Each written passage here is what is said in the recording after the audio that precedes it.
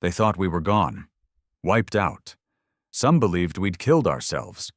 Others said Earth was a dead rock, soaked in radiation, a casualty of its own stupidity. But the truth? We went silent on purpose. I was only 12 when the blackout began. One day, all satellites went dark. All off-world transmissions ended. No more traffic between Mars and Luna. No more updates from the Titan colonies. Humanity, once loud and arrogant, went quiet like a predator before a strike. My name is Grant Teller. I used to be a naval cadet. Now I'm commander of a goddamn warship the size of Manhattan. And we've just surfaced. Me and the other 999,999 ships. We were never extinct. We were waiting. The silence lasted 106 years. Not one signal. Not one distress call. Not even a whisper. The Galactic Union marked us Class Z extinct and moved on. Some of them scavenged what little was left on the surface. Abandoned cities, scorched fields, oceans that seemed to sleep. They had no idea what was hiding under those waves. They should have asked why no life was allowed to scan the seafloor, why all probes mysteriously vanished near Earth.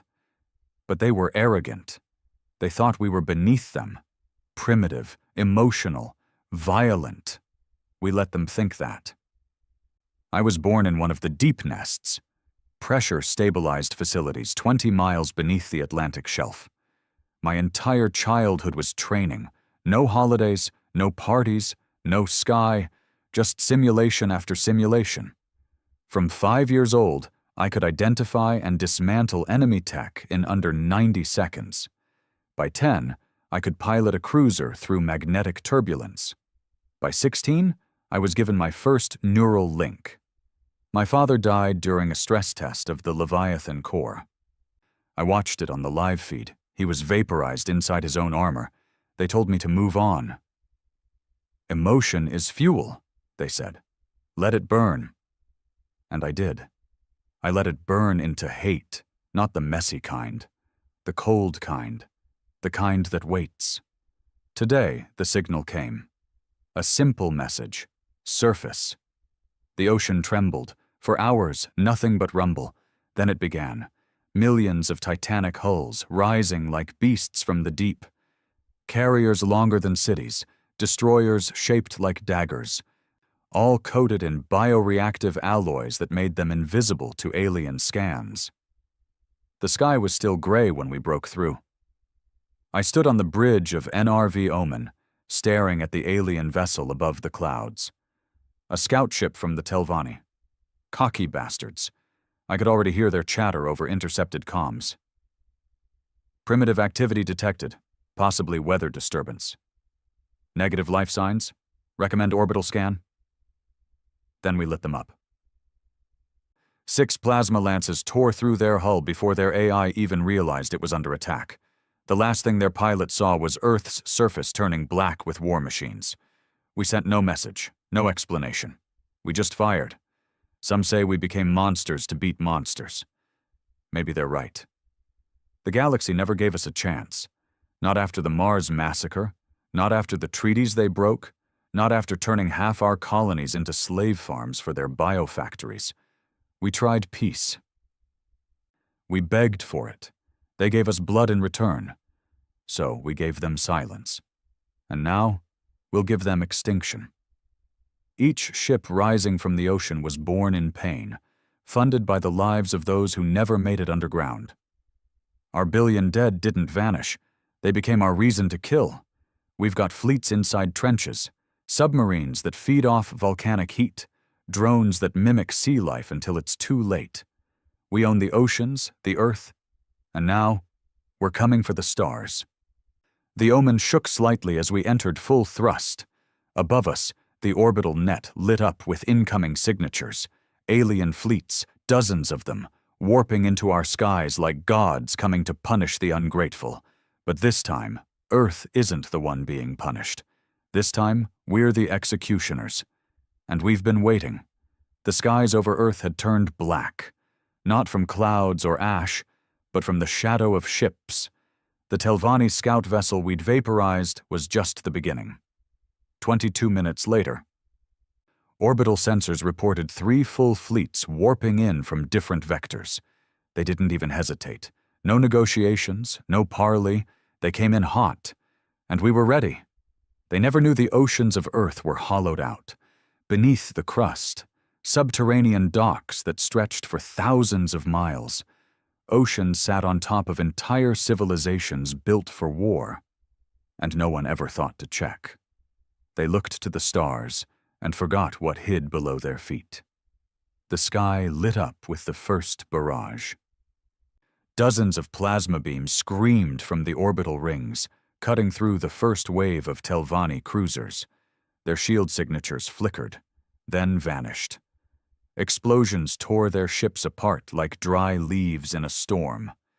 I stood on the command deck of the Omen, hands locked behind my back, eyes fixed on the chaos above. My second-in-command, Ridger, called out coordinates like a machine. Enemy dreadnought targeting polar nexus, returning fire. 78% chance of kill. Fire everything, I said. Make them regret showing their faces. He didn't ask for clarification. He just obeyed. That's the kind of loyalty you get when your soldiers were raised underground, drinking mineral runoff and eating protein paste laced with memory implants. We weren't trained to fight. We were built to, and the galaxy had no idea. The Telvanni weren't even the worst of them. They were scavengers, opportunistic insects that preyed on fallen worlds. But behind them, I knew what was coming. The Vandrix Dominion, and the Zoral Theocracy. Real threats, the ones who had orchestrated humanity's fall a century ago. I remembered the stories. How the Vandrix slaughtered the terraforming engineers on Europa. How they used neural dampeners to turn entire families into husks before melting the ice bases to bury them alive. My uncle was one of them. The Theocracy was worse. They didn't kill for power. They killed for purification. Any species that didn't align with their frequency of harmony was systematically eliminated, children included. And we remembered every death. They thought Earth's silence was surrender. What it really was calculation. The oceans hid our minds as much as our machines. No transmissions, no leaks, no arrogance. We became ghosts. My generation grew up with only one purpose: to avenge the old world. Admiral, multiple warp signatures. Sector 12B. Vandrix ID confirmed, Ridger called out. Here it was. Full spread, I said calmly. Tell Krakens to breach. Let's give them something to scream about. Under the surface, the Krakens moved. Not creatures, ships. Submersible stealth platforms, shaped like predators of the deep, coated with sonar-canceling materials, each the size of a skyscraper. They weren't just war machines. They were nightmares designed to move through the seas silently, then erupt skyward through any surface. We watched on radar as 9 Krakens punched through the surface of the Indian Ocean, clearing 20,000 feet in seconds. From there, they launched missiles laced with blacklight tech, anti-psychic weaponry developed from what the Vandrix used against us long ago. The impact was immediate. The Vandrix dreadnought's shielding collapsed like wet paper. Internal detonations followed. One of their escort cruisers split down the middle, metal folding like origami as fires tore through its decks. Their response was disorganized, like they couldn't believe what they were seeing. They weren't used to Earth fighting back. I watched the radar, but my mind drifted. Back to my first assignment in the deep nest. I'd been 16. Still green. I was stationed at Dock Ceta 7, overseeing repairs to our drone fleet when a power core malfunctioned. 6 technicians were locked inside when it blew. I watched them die on monitors, faces melting through visors as heat scorched the chamber. I asked my CO why no one tried to open the doors. He said, "Because they're already dead. Grieve later. Fix the drones."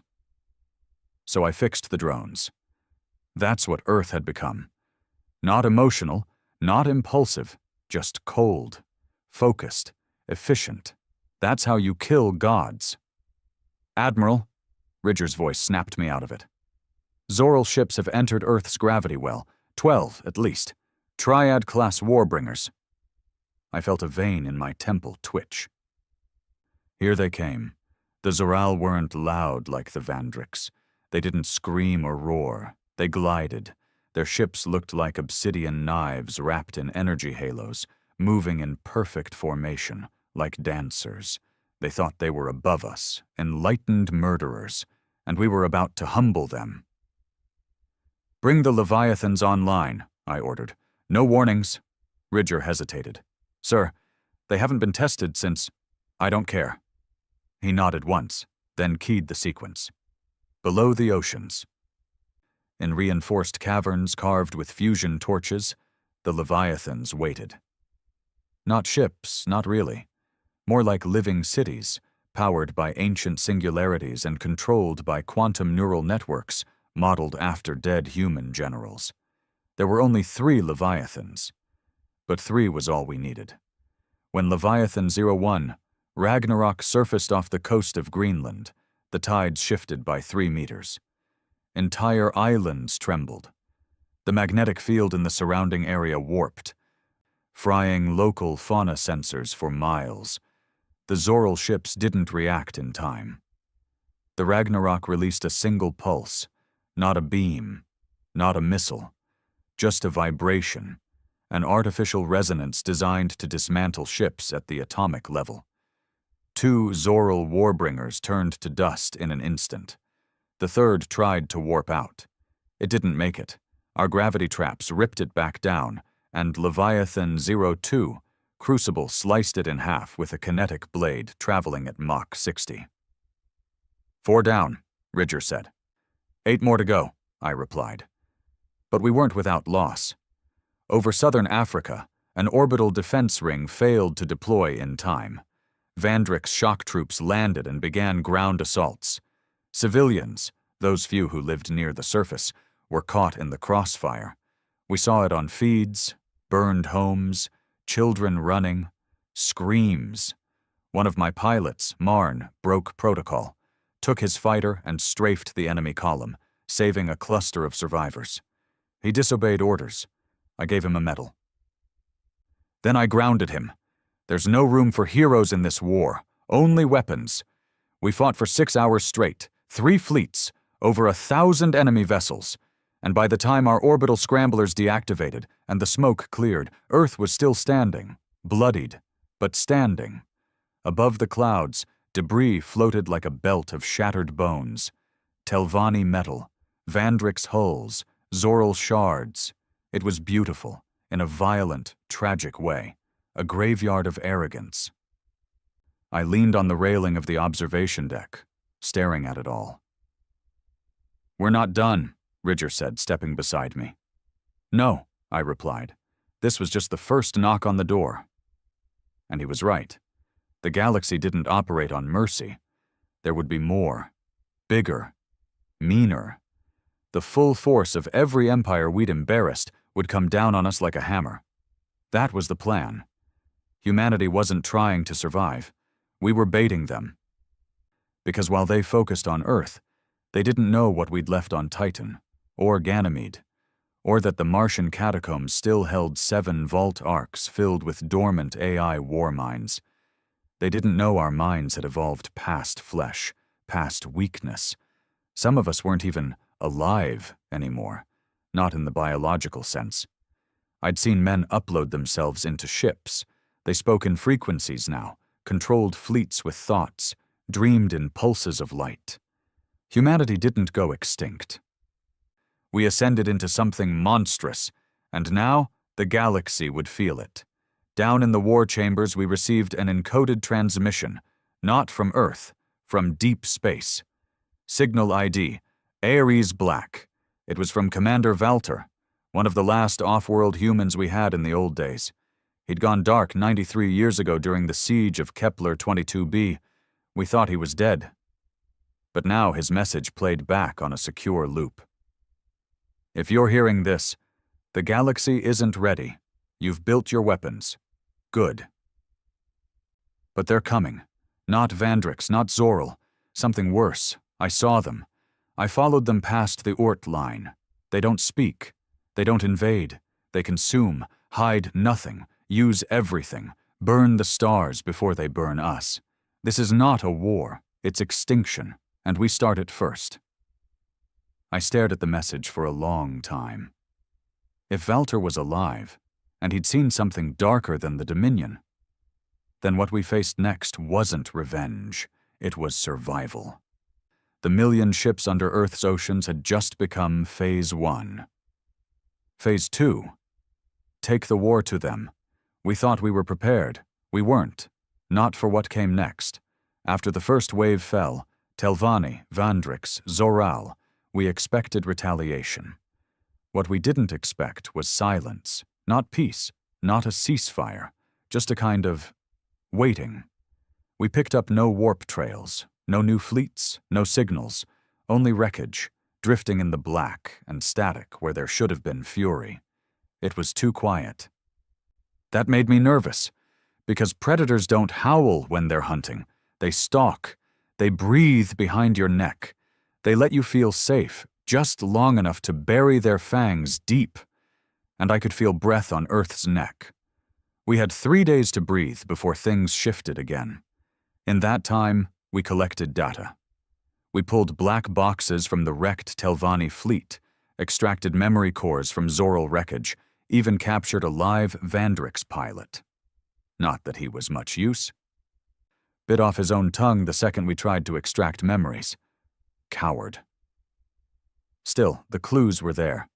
Something was wrong on the galactic front. The Telvanni had rerouted their entire main fleet.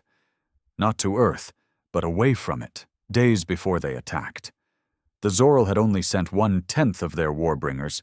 That wasn't a punishment force. It was a test run. We weren't the only ones hiding something. And it was Valter's message that haunted me most. Something past the Ort line. Something that consumes. He'd never sounded scared when I knew him. Reckless, sure. Arrogant even. But not afraid. That recording? That man was shaking inside. I sat alone in the Leviathan core chamber, staring at the feed of deep space. The Leviathan minds, fragmented AIs modeled on the memories of Earth's greatest war generals, whispered to me through the neural link. I didn't trust them. They were tools, not friends. Useful, but dangerous. Each one was capable of thinking faster than any living brain, with the cold logic of the dead. "You hesitate," said Leviathan's O2, Crucible. I didn't answer. There is no hesitation in survival, only action. Delay is death. I finally spoke. What would you do? Burn the sky, shatter the quiet, strike first and ask nothing. That is the way of the last survivor. That was the difference between us. I remembered being human. These things? They remembered only war, but I couldn't ignore them. They weren't wrong. By the 4th day, the solar scanner net picked something up. It was subtle, a distortion, movement beyond the outer system, past Pluto's orbit, but it wasn't a ship, not a fleet. It was space bending, folding in on itself, ripples, like gravity was being pulled backward. I called a full command briefing.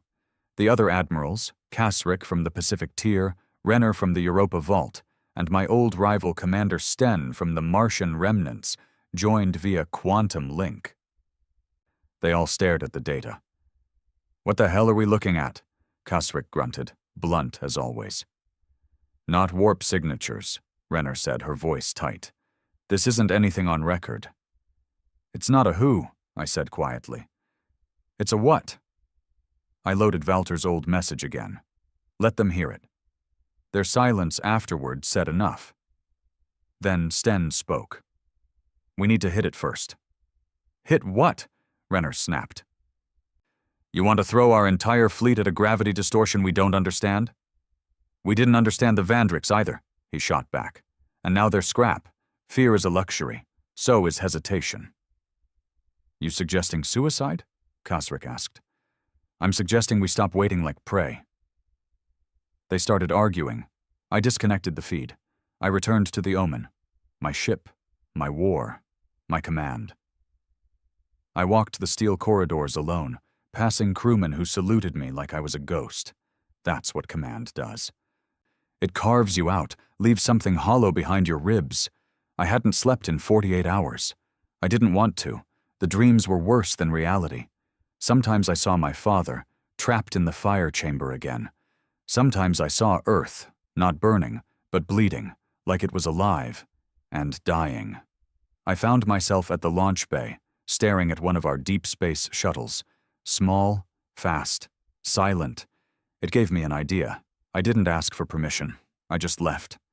I took a stealth craft, jumped past Neptune's edge, and dove into the black. I left Ridger in command of the Omen. I told him if I didn't return in 24 hours to assume I was dead and launch Phase 2. He didn't like it. He didn't argue either. That's what I loved about him. Out there, past the light, space feels different. You can hear the silence. You can taste it. The distortion zone pulsed in the dark like a heartbeat. No color, no heat, just a void that felt wrong. I activated the probe array, sent a dozen nanodrones ahead. They vanished. No explosion, no trace, no feedback, just gone. Then something answered. Not in words, in images. My neural link flickered. I saw flashes. Visions not from Earth, not from me. Giant shapes, machines, no creatures, with black skin and lightless eyes. Worlds cracked in their wake, planets hollowed like eggs. A voice, not sound, thought. We have watched, we have fed. Now you awaken, so we will consume. I screamed. I don't know why. I wasn't afraid of aliens. I wasn't afraid of death. But this wasn't either. This was worse. It was hunger. Galactic hunger.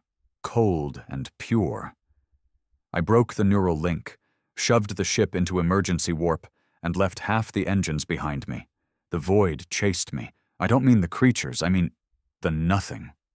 The silence itself stretched after my ship, tried to eat the space I moved through. It didn't want witnesses. I got out. Barely.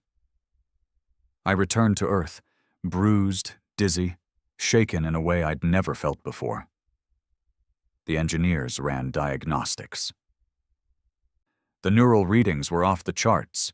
My brain had been scanned, invaded, manipulated. But it didn't matter. I had seen the truth. The Telvanni didn't come to punish us. They came to see if we were still here, to check if Earth was rising again. Because whatever I saw out there, they saw it first. And now they were running. I called an emergency command across all sectors. 12 admirals, 50 fleet captains, 2 Leviathan mines. We met under the Atlantic in Vault Command Aura 1. I saw them, I said. Who? Sten asked. I don't know. They didn't give a name. I loaded the neural data. Let them feel it. Kasric dropped his glass. Renner went pale.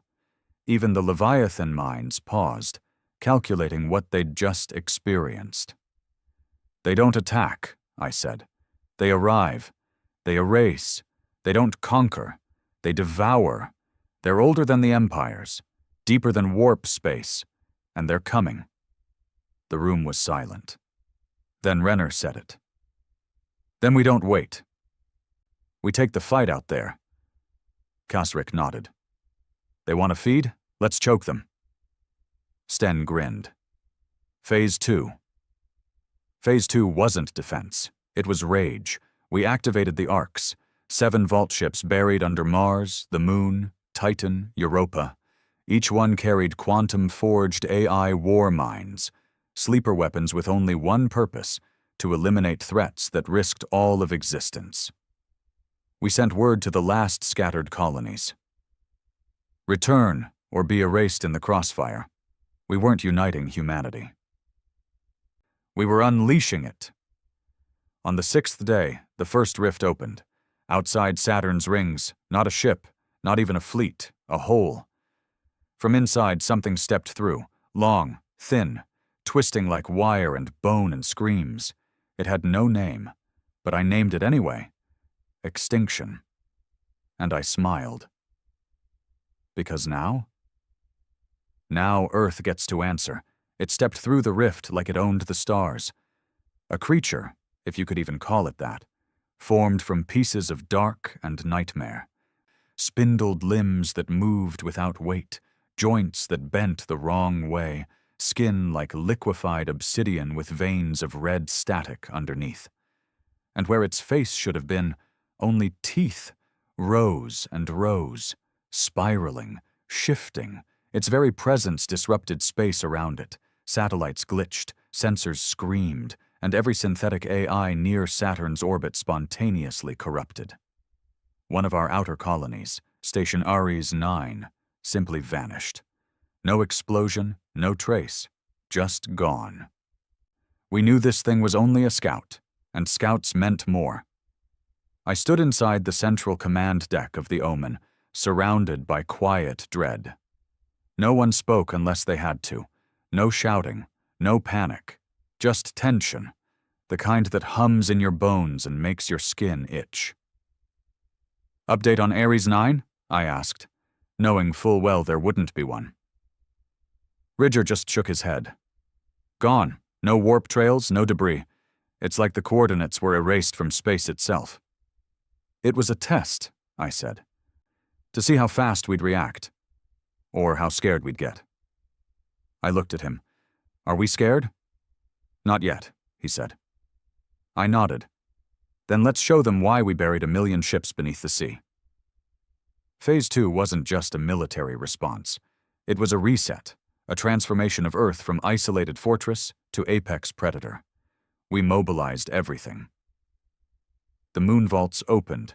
Hundreds of sleeper drones launched, spreading across the system. Hidden shipyards on Europa and Callisto came online, pushing out cruisers by the hour. Plasma forges deep inside Mars ignited for the first time in decades, bringing online an arsenal not seen since the early collapse. Even old enemies among our own kind were reactivated.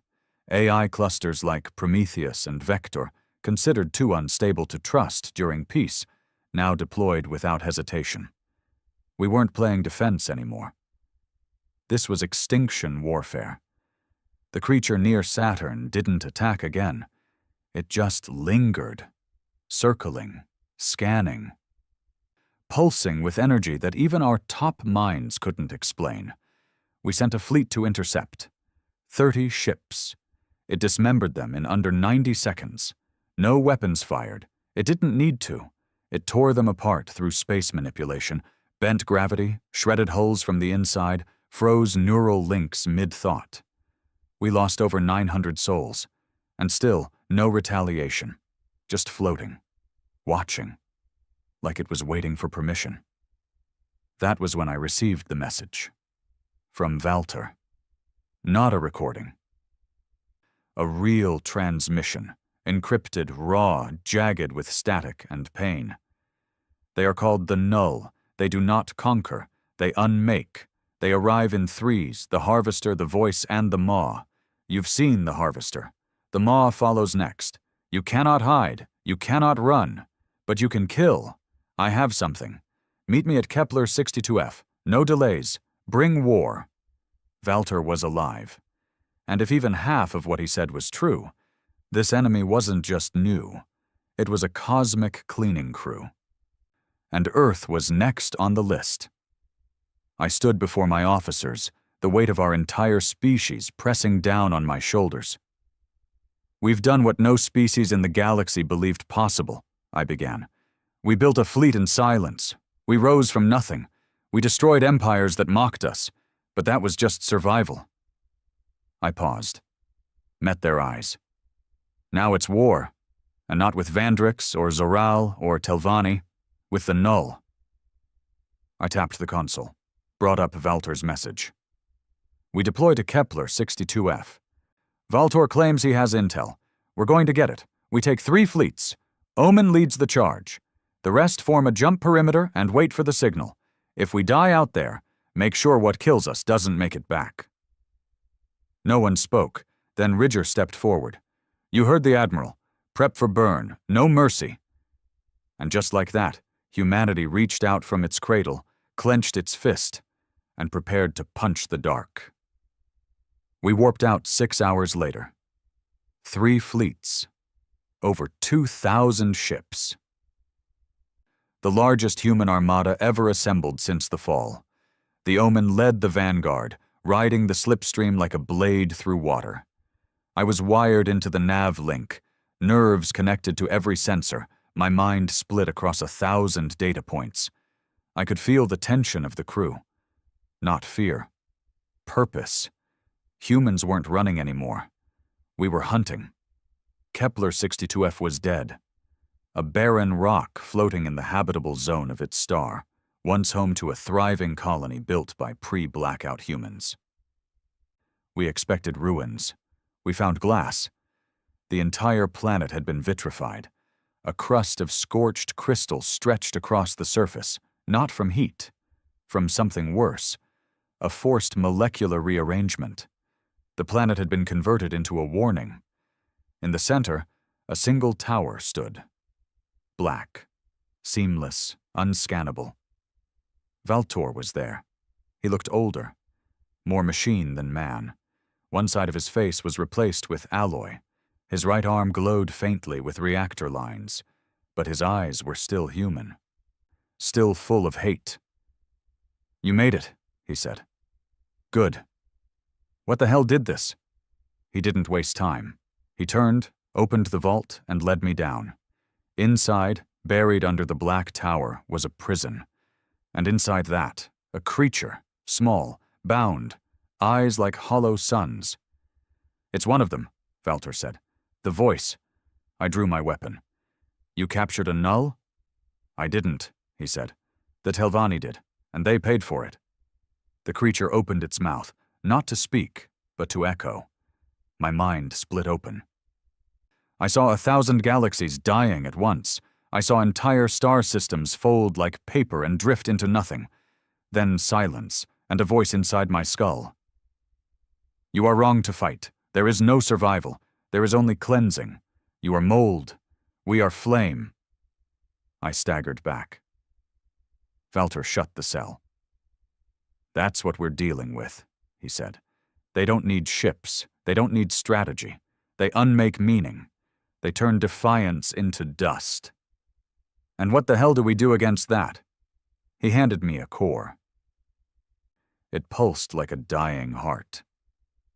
"This is a fragment of their source," he said, "reverse-engineered from their technology. Dangerous, unstable, but it can hurt them."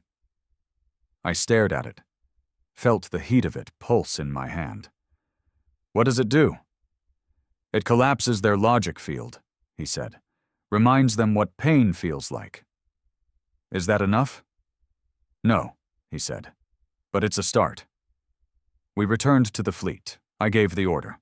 "We're going to strike. First target, the Rift node near Saturn."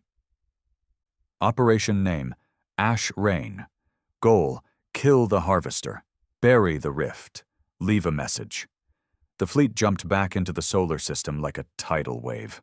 Omen at the front, the Leviathans behind us, armed with experimental quantum torpedoes. We didn't fire warnings. We opened the war. Rift node engaged. The Harvester turned to meet us. That towering, bone-thin nightmare. We launched everything. Light, metal, radiation, AI-guided smart rounds, kinetic spears, plasma lances. The Leviathan core pulsed so hard the oceans on Earth trembled. Mars lost its gravity stabilization for 5 seconds, and for the first time, the Harvester screamed. It didn't die. Not yet. But it bled. Thick void matter spilled into space, turning Saturn's rings black. It shrieked without sound, retreating into the rift. The tear shuddered, destabilized. Then, we deployed Valtor's core. A suicide drone flew in, carrying the unstable tech straight into the heart of the rift. We watched it pulse. Then explode. Light warped. Reality twisted. Half our ships blacked out. But when we came back online, the rift was gone. No trace, no harvester, only stars. We lost 93 ships, thousands of lives, but for the first time in recorded galactic history, a null had retreated. We didn't win. Not yet. But we proved one thing. Humanity can't be erased. We fight too dirty. We love too hard.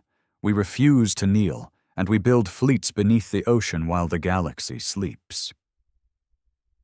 We thought the Harvester was their worst. We were wrong. What came next wasn't just an answer. It was a punishment. The Maw. We never even saw it arrive. It didn't step through a rift. It didn't announce itself in the sky. It simply was. One moment, our solar system was clear. The next, Neptune was gone. Not destroyed. Gone. No explosion. No debris. Just a black, gaping hole where a gas giant had been, like someone had erased a line of code from a simulation. And when we pointed our long-range scopes, we saw the edge of the void creeping toward Uranus. The Maw had arrived.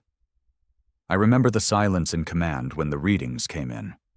I was in orbit over Mars, mid-briefing with Admiral Renner and Kasric. Both of them froze. Not from fear. We were too far gone for that now. But disbelief. How does a planet just disappear? Renner muttered, looking at the hollow space where Neptune should have been. No energy spike, no tachyon surge, nothing. It's like it was never there, Kasric said. It was the Maw, I said. They both turned to me. That's what Valter said, right? I continued. The Harvester comes first, then the voice, then the Maw. Kasric clenched his jaw. So what does it do? If the Harvester kills and the voice speaks? It ends, I said. The Maw ends. And that's when I realized. This wasn't war. This was removal. We weren't enemies to them. We were errors, lines of messy, inefficient code in a universe that had to be debugged. They were fixing it, and Earth was next in line. We had no plan for the Maw. Hell, we barely had a word to describe it. No defined structure. No targetable heat signature. It existed in a way that bent physics, warped perception.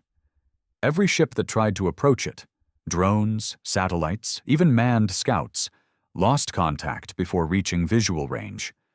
And those who came back weren't right. One of our long-range fighter pilots, Commander Lorne, returned with blood pouring from his eyes and ears, screaming about teeth and mouths in the sky. He shot himself before we could sedate him. His last words? It's not a thing. It's a mouth. And it's always been open. We ordered all civilian habitats to evacuate the outer system. Mars, Luna, Ganymede, all moved to fallback positions behind Earth's orbit.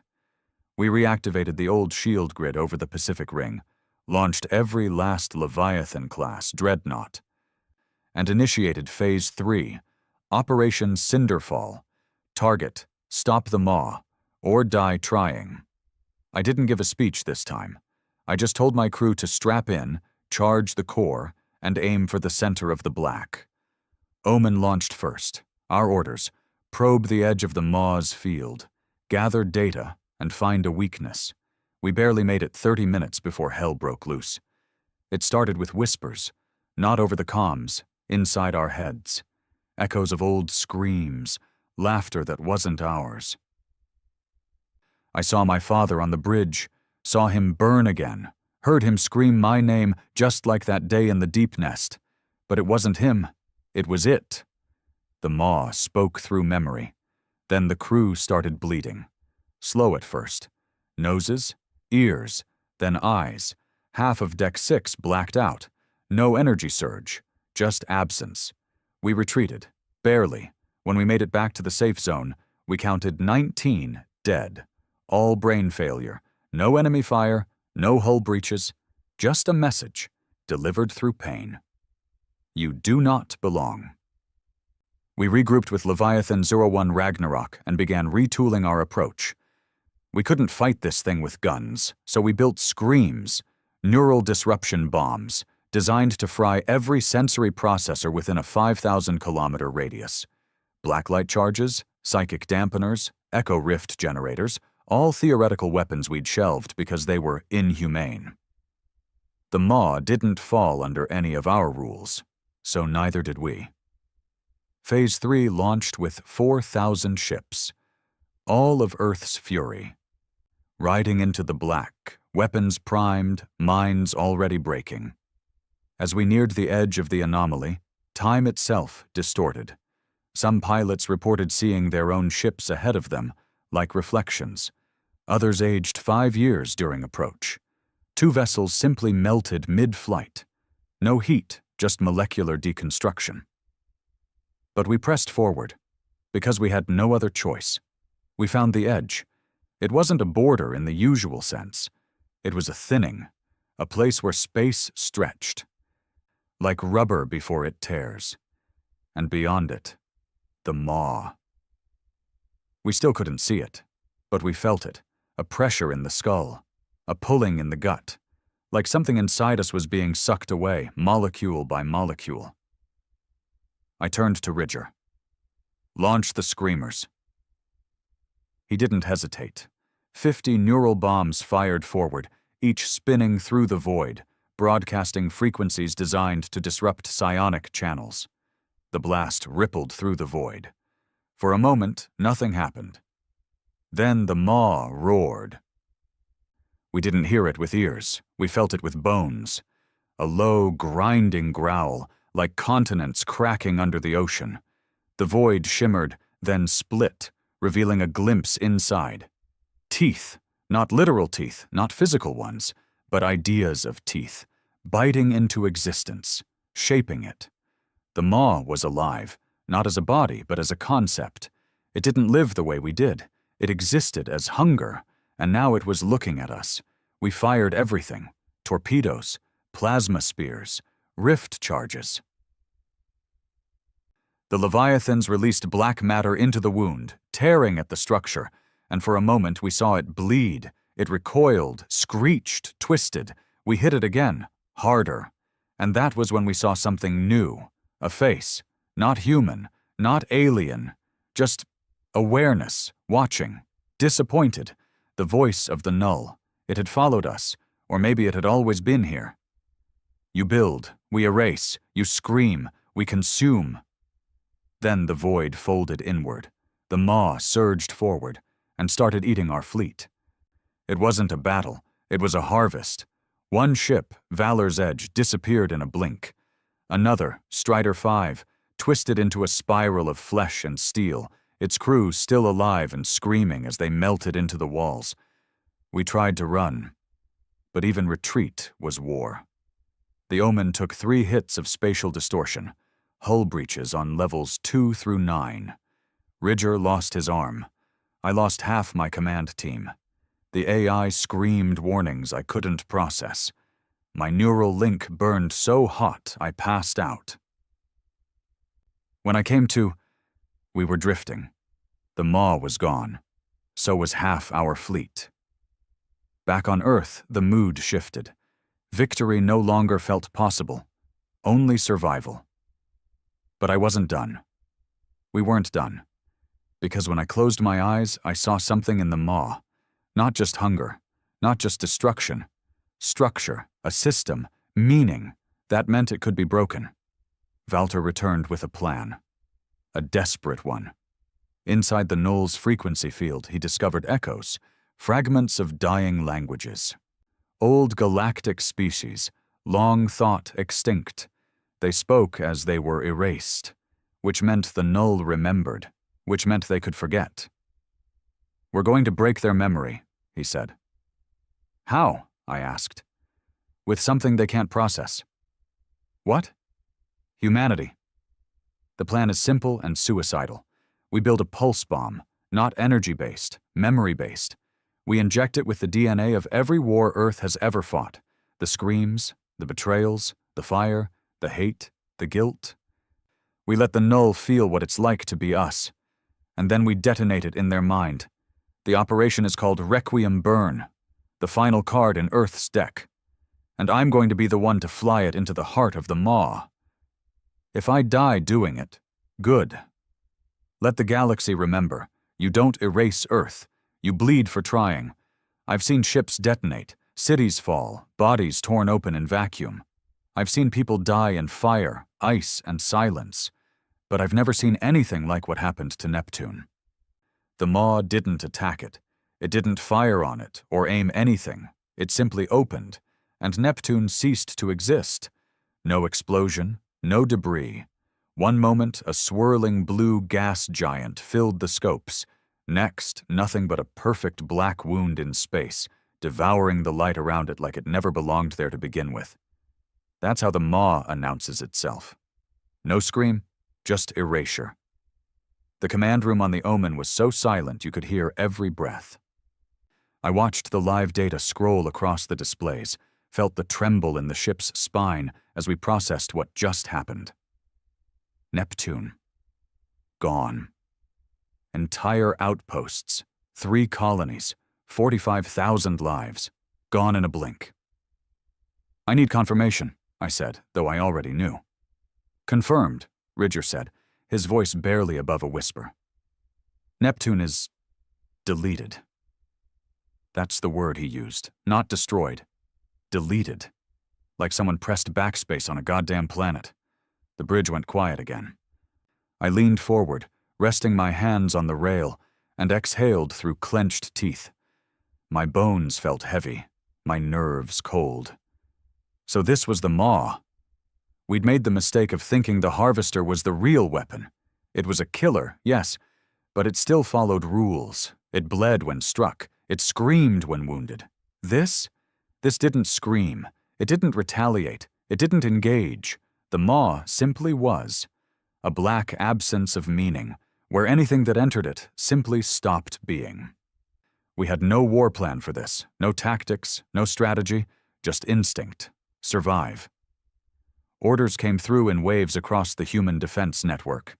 DEFCON Omega, full system lockdown, civilian evacuation to Earth's core bunkers, total war asset mobilization. It wasn't protocol anymore. It was instinct. All of humanity's last breath funneled into one desperate defense. Weapons that had never left the labs were pushed into combat. AI protocols once deemed too dangerous were authorized. I saw blueprints flying across my command deck for psychic disruptors, memory bombs, neurofracture grenades. Tools not meant for war, tools meant for existential collapse. Because that's what we were facing now, not a battle, an unraveling. We didn't waste time. Command gathered every admiral still breathing, and I was put in charge of Phase 3. Ash Rain. The goal wasn't victory. It was interruption. We weren't trying to kill the maw. We just needed it to look at us. Long enough to slip in a weapon, a scream, a blade, something. It was suicide. I volunteered. Because if anyone was going to fly headfirst into the jaws of extinction, it damn sure better be me. The maw drifted toward Uranus next. Not quickly. Slowly. Like a storm rolling over a dead ocean. Every satellite we had near it failed. Signals choked into static. The gravitational fields around the maw warped time and space itself. Clocks slowed, quantum links desynchronized. And some observers reported seeing their own ships reflected in the blackness ahead. The maw wasn't a thing. It was a mouth. Endless, patient, starving. We launched everything we had. Over 4,000 ships, every Leviathan, every mobile cannon platform, blacklight torpedoes, matterfold lances, gravity spears. We threw the entire solar war doctrine at it. It did nothing. Our weapons reached the edge of the field and vanished. No feedback, no detonation. Just gone. It was like firing into a dream, a nightmare that refused to end. The maw didn't strike back. It just crept forward, as if Earth was already dead and didn't know it yet. We tried psychic warfare next. Project Haugs, a device powered by the neural memories of over 1 billion human deaths. Screams, pain, final moments, regret. It was launched like a virus, wrapped in compressed data, designed to overwhelm any thought-based entity with raw emotion. We fired it straight into the edge of the Maw's event veil, and for a moment, just a moment, the black rippled, a tremor, then silence. I thought we'd finally touched something. Then Eris disappeared. Not just the station, the moon, the crew, the mineral core. Erased. As punishment or as payment, I don't know. We were bleeding for every strike, every push, and Earth was running out of blood. Valter sent word from the fringe. He'd found something. A null shrine. Buried in the hollow space between galaxies. A relic, ancient beyond age, that pulsed with something unlike anything we'd seen. "Meet me at the cradle," his message read. "It's where they first tasted." We jumped 3 days later, the Omen leading a strike recon. The cradle wasn't a planet. It was a void bubble floating inside a gravity well anomaly. A sphere the size of Earth, but inverted. Built from black material that absorbed both energy and time. And inside, the dead. Millions. Preserved. Human, Vandrix, Zoral, and other races I didn't recognize. Bodies floating, eyes wide, frozen in whatever moment the Null had harvested them. It wasn't a shrine. It was a pantry. Valter stood on the inner ring, staring into the core. "This is what they feed on," he said. "Memory, meaning, pattern." He turned to me. "We've been thinking wrong. They don't erase matter. They erase context, the story of a thing, the shape of what it meant. Once you forget something exists, it ceases to exist in their reality." I frowned. "So we beat them by remembering?" He shook his head.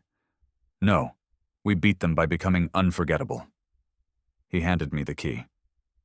A data echo bomb called Requiem, filled with every scream, betrayal, sin, and sacrifice from human history. Raw emotion compressed into a singularity of memory. "It won't kill them," he said, "but it'll poison their silence." "And who carries it?" I asked. He looked me in the eye. "You." So here I am, back aboard the Omen, standing alone in the launch bay, staring at the device in my hand. It's small, doesn't look like a warhead, more like an old music player, but I can feel it humming. Every death, every cry for help, every broken heart in our history, our rage, our humanity, our refusal to be forgotten. My crew watches me in silence as I step into the single-man stealth pod. Ridger walks up to me, one arm in a sling, one eye covered in gauze. He doesn't try to stop me. He just says, "Make it hurt." I smile. I plan to. As the pod seals, I feel the old tremble in my bones. The same fear I felt as a boy watching my father die in that molten lab. The same fear I buried under blood and orders and war. This isn't for revenge, it's for memory. If I make it into the maw, if I deliver this scream straight into its heart, then humanity will be remembered. Even if I'm not. Engines engage, stars stretch, and I head straight into the black, toward the mouth, toward the end. No engines, no lights. Just the faint, pulsing hum of the memory bomb in my lap. Requiem. The device holding the totality of human suffering, compressed into data so raw it nearly fried the AI that encoded it. They say if you tried to hear it, it would tear your brain apart. I don't plan to listen. I plan to deliver. The nav reads empty. The sensors have been dead since the jump. All I can do now is steer blind, drifting toward the one place every sane being in the galaxy avoids. The maw. I feel it before I see it. A pressure in my spine, a weight in my chest, like gravity forgetting which way it's supposed to pull. My vision flickers even though my eyes are closed. Flashes of my past. The good, the bad, the unbearable. I see my father screaming again. I see the girl I left behind in the Pacific nest. I see every soldier I gave orders to die. Their faces don't fade. They stay. The maw is inside me already. The ship begins to tremble. It's not vibration, it's thought. Like reality is unsure if it should let me pass. Around me, the void isn't black, it's absence. The walls of the pod bend inward, then stretch, then blur into something like breath. Time stops being linear. My pulse sounds like a ticking clock, then a scream, then a heartbeat that isn't mine. And then, I pass through. If you're expecting hellfire or chaos, you're wrong. The inside of the maw is quiet.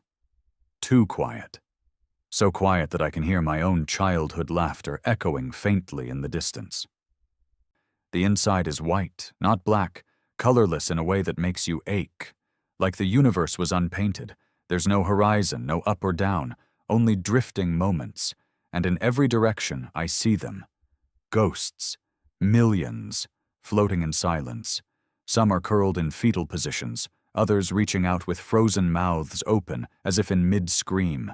Human, Zoral, Vandrix, Telvanni, even species I've never seen, all of them suspended, stripped of sound, context, and meaning. The maw didn't kill them. It stole the idea of them. My pod drifts deeper. The further I go, the more real my memories feel. I see Ridger's face beside me. I hear the screams of the Leviathan crew on that last doomed assault. I smell burning plastic and iron. But I'm alone. That's how the maw fights. Not with force, with familiarity. It uses you against yourself. I blink, and I'm on the bridge of the omen. No longer the pod. Everyone is alive. Ridger is laughing. Marn is flying. Even my father stands at the helm, smiling like I'm 10 again. "See, son," he says, "you don't have to do this." Everything feels right, warm, comfortable, but there's something wrong with the sound. It's too perfect. I draw my sidearm and fire straight into my father's head. The illusion shatters. The bridge peels away like skin, revealing the maw's true body, a twisting, endless spiral of mouths, eyes, and hands that vanish the moment you try to count them. It was trying to stop me. That means I'm close. The Requiem bomb begins to whine, not a mechanical sound, an emotional one. I feel it, deep in my chest, a vibration made from every child screaming in a collapsing bunker, every mother who died waiting for a husband that never came home, every soldier burned alive in vacuum. The pain is unbearable, and it's ours, humanity's. And we're going to shove it straight down the maw's throat. I reach the core. I don't know how I know it's the core. There's no marker, no beacon, no end. But I feel it. It's a place of pure stillness, a heartbeat waiting to stop, and something waits for me there, a figure, black, thin, not humanoid, not monstrous, just there, like a shadow of a god drawn by a dying child. It speaks without moving. You bring corruption. Your species is noise, chaos without end. You build, then burn. Why do you persist? I step forward. My voice cracks, but it's still mine. Because we remember. And you're going to remember us too. The figure extends a hand. Not a weapon. Not an attack. An offer. You do not need to die. Join the silence. Forget pain. Forget war. Forget yourself. I almost say yes. It's so tempting. No more nightmares, no more responsibility, no more faces I can't forget. Just quiet. But then I feel the bomb in my hands, and I remember what silence costs. I press the trigger. There's no explosion, no light, no fire, just memory. It pulses out of the Requiem core like a tidal wave, raw, unfiltered, ugly. Billions of lives flash through the maw's stillness. Children crying, lovers betraying, families breaking, soldiers dying alone in the dark, cities burning, planets collapsing, screams, So many screams. And then, the rage, the refusal to die, the part of humanity that spits blood and keeps crawling, that screams into the abyss and dares it to scream back. The maw trembles. Reality trembles. I see cracks forming in the void. The ghosts around me open their eyes. One by one, they begin to remember. The figure shrieks, not in sound, in code. Symbols I can't read fly past me like birds of flame. I feel the maw unraveling, not dying, but remembering. Every erased soul clawing back into existence through the pain. I scream too, not in terror, in defiance. You don't erase us! The maw folds inward. The light vanishes. The figure shatters into smoke. And then, everything goes white. I wake up to silence. True silence. Not the maw's silence, just quiet. The pod is floating, systems offline. I'm bleeding from my ears, nose, and mouth. My heartbeat is wrong, my vision's red. But I'm alive. I look out the cracked viewport. Stars, real ones. And Earth, small and blue, in the distance. I'm drifting toward home. Half dead, probably dying, but alive. And behind me? The maw is gone. Not defeated, but wounded. And somewhere in the quiet of space, I know it remembers our scream. They pulled me from the wreckage 2 days later. My body was half burned. Lungs filled with crystallized blood. Neural implants shot to hell. I had third-degree memory scarring. Some moments from my past playing on loop in my head like a broken hollow reel. The medics said I shouldn't have survived. But I did. That's humanity's secret weapon. We survive what we aren't supposed to. I woke up inside Vault Cradle 1, buried 50 kilometers beneath the old Andes. The emergency bed lights flickered, and the first face I saw was Ridger. Still bruised, still broken. One eye covered by a burn graft shield, the other red and wet. You look like hell, he muttered.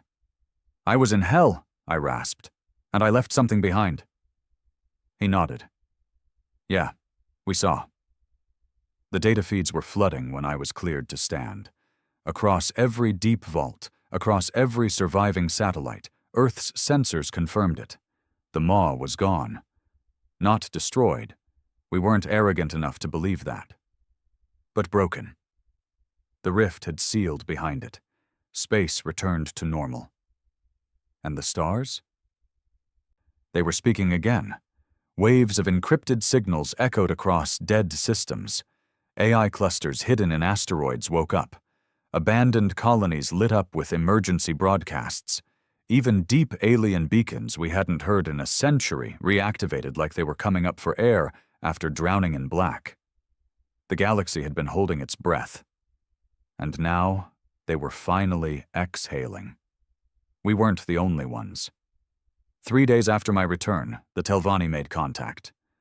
A species we once called parasites, scavengers who looted our burned cities and labeled us extinct. Their envoy landed on the Arctic deck under heavy guard. The atmosphere had to be thickened to keep him alive. His body was mostly bone, wrapped in sinew and plated steel, with glass-like eyes that didn't blink. I come not to beg, the Telvanni said, but to learn. I stared at him from across the table, my voice still rough. You watched Earth burn. Now you come asking questions. He didn't blink. We thought you were noise, unrefined, dangerous. You were, but now you are worse. Worse? He nodded. You made the maw feel pain. That is not supposed to be possible. I leaned forward. And that scares you? No, he said.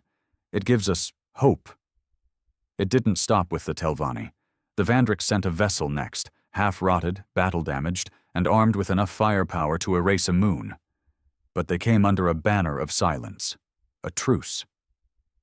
Their war leader, a female named Thrax Annika, stood over 8 feet tall, her skin pale and scarred by ritual incisions. She met me face to face, placed her weapon on the table and said, You've bled more than anyone, so we follow you now. But if you run, we kill you first. I almost laughed. I respected that. Within 2 weeks, Earth became something it had never been. A rally point. Across the void, broken empires crawled toward us, ships carrying remnants of species that had gone dark decades ago.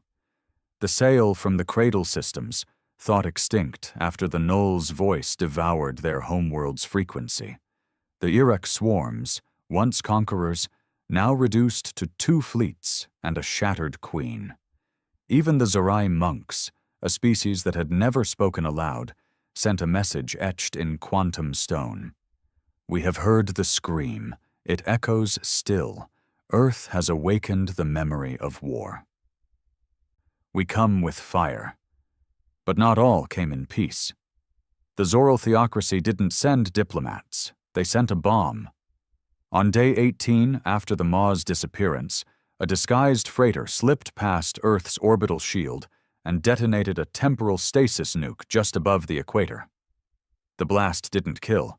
It froze a 60-mile stretch of Earth's surface, time locked to a single repeating second.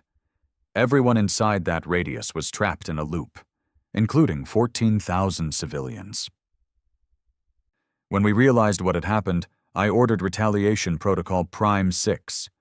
The Leviathan Crucible jumped to the Zoral homeworld, and it didn't ask questions. By the time it left orbit, nothing was left but a radioactive sphere spinning in ash. Humanity may have allies now, but we do not forget, and we do not forgive. The galaxy began organizing. We called it the Coalition of Flame, a unified war effort, not for territory, not for dominance, but for continuance. We learned something critical from the Maw's collapse. It isn't alone. The Null exist beyond known space. The Maw, the Harvester, the Voice, they are only the front line. They didn't fall back because they were defeated.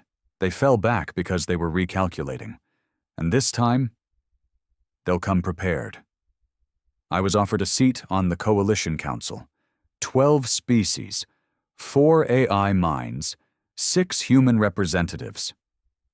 I turned it down. I'm not a politician. I'm a soldier. Let the diplomats shuffle their papers and argue over who sits where. My place is with the fleet, with the screamers, with the ones who bleed.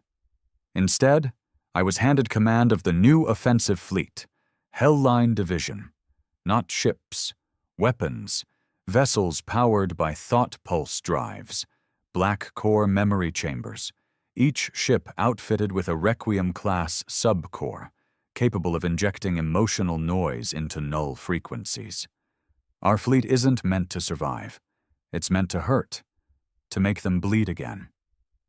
To remind them, we scream. The first operation is simple.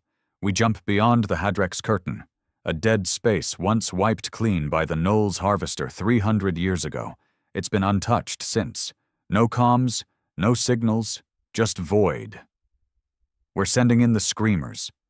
I lead from the Omen, rebuilt from the bones of its last mission, reinforced with memory stabilizers and anti-echo hull shielding. I've walked through the Maw, and now I'm going back. Before we launch, I visit the surface. Earth's sky is blue again. The oceans move without fire. Children laugh. The ruins have been swept away, rebuilt, but no one forgets. There are statues now, of those we lost, of the fleets that never returned, of the scream, the one that made the Maw blink. A boy walks up to me as I stand at the edge of the Pacific. He's maybe 10. Big eyes, dirty face, holds out a drawing, a ship, scribbled in black and red. That yours? He asks. I nod. Something like that. Are you going to kill the monsters? I kneel down, take the drawing, and fold it carefully into my jacket. No, I tell him. We're going to teach them what monsters really are. The edge of known space is colder than death. No stars, no dust, not even darkness. Just a stillness that suffocates light, bends thought, and stretches time into a long, slow ache. We call it the end line, a place beyond the Hadrex curtain where maps collapse and coordinates don't work. Ships vanish. Signals return scrambled. Even AI minds shut themselves down out of pure instinct. It's where the Null were born. And now we're here. The Hellline fleet formed up in diamond formation, 5,000 warships engineered to not exist according to galactic physics. Screamers, Requiem core reactors, blacklight stealth shields, every hull coated in emotional reflective plating, trauma-coated steel that howls through frequency ranges as it moves. We aren't just flying weapons. We are weapons, and I am at the front, Commander Grant Teller, walking corpse, memory-scarred human relic who carried a bomb into a god's mouth and lived to tell the nightmare. They call me the Last Knife, and I like that, because knives don't ask permission. We passed through the end line on the 6th hour of silence. One moment, space looked normal. The next, every scope went blind, not from jamming, from non-existence.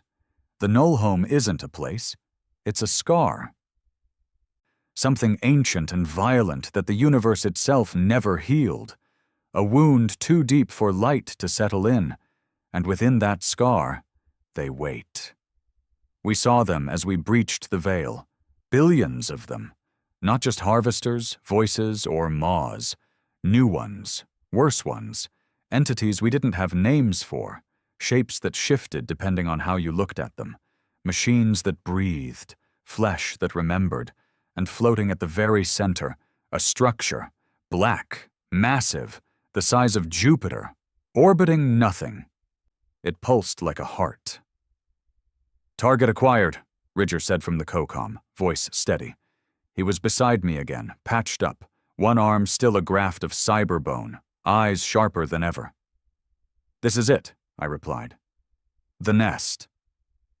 That's what we called it. The Null Nest. Not a command center, not a factory. A mother. Every harvester, every maw, every voice.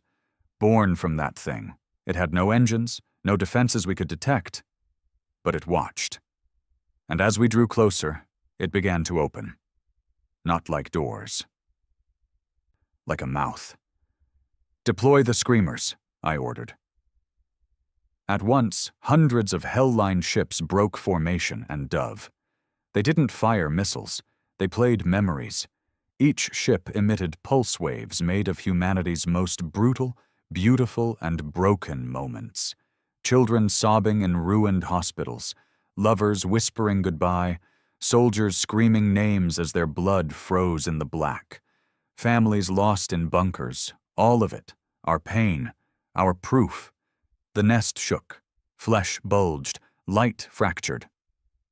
And then the Null came. It wasn't a battle, it was annihilation. They descended on us in waves, not ships, but living thoughts made flesh. One of our fleets vanished in 4 seconds, just blinked out, no screams, no debris, nothing. Others twisted in the gravity noise, hulls folded into impossible geometry, trapped in quantum loops. Ships began firing at each other, not by error, but by command. The Null don't fight you. They rewrite you. I switched to command link. "All vessels hold formation. Pulse scream cycles to max. Stay in your minds. Remember who the hell you are." The fleet pulled tighter. Screamers went nova. Some of our Requiem cores overloaded and took their ships with them, bright flashes of memory detonating in the void. And for the first time, the nest reacted. It screamed back. The sound didn't hit our ears. It hit our bones. Some of our crew died on the spot, neural collapse from exposure to null echo. Others changed. One pilot carved a hole into his chest and whispered, "I'm not supposed to be remembered."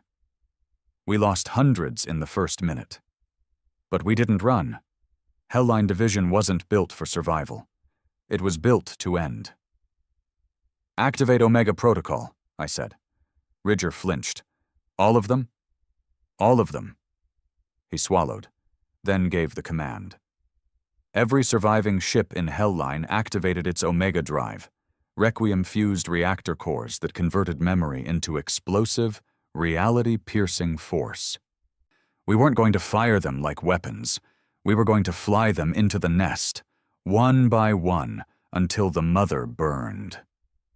"I go first," I said. "You've done enough," Ridger snapped. "Then let me finish it." He didn't argue after that.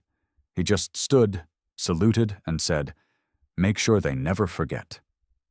I clapped his shoulder, stepped into my pod, the last remaining screamer shell, and aimed for the core of the nest. I saw everything as I closed in. The nest opened wider, teeth made of cities, nerves of screaming moons. The Null swarmed around me, but they didn't stop me. They wanted me inside. I understood why. They didn't believe I could do it again. They thought memory broke me last time. They didn't understand. I broke it first. I hit the core, slid into a crack between thought and matter, and I triggered Requiem Omega. It wasn't an explosion. It was a resurrection. All of Earth, its wars, its love, its music, its lies, its fire, poured out of me like flame. Every person we ever were, every sin we refused to forget, every voice we screamed into the dark. I saw them all. The children we failed, the soldiers we buried, the enemies we forgave, and the friends we didn't. And I gave all of it to the nest, not as a plea, but as a spear. The nest tore open, Null minds screamed, whole fleets collapsed inward as the center of their reality fractured. The Harbingers stopped. The Maw didn't return. The Null fractured. And for a moment that stretched into eternity. Humanity won. They found me floating in the aftermath. Alive, barely. They pulled me aboard the Omen 2, Ridger's new ship. He didn't speak for a while, just looked at me. "You did it," he whispered. "No," I said. "We did. It took years to clean up the remnants. The Null didn't die, not entirely. But they retreated, broken, wounded, and afraid. Galaxies returned to life. Old empires rose, new ones were born. And Earth? We didn't rebuild. We remembered. A statue was raised in the Pacific Vault. My name's on it, alongside the thousands who didn't return. They say I'm a hero, but that's not true. I'm a scream, a voice that refused to die, a reminder that when the stars forget you, you make them remember with fire.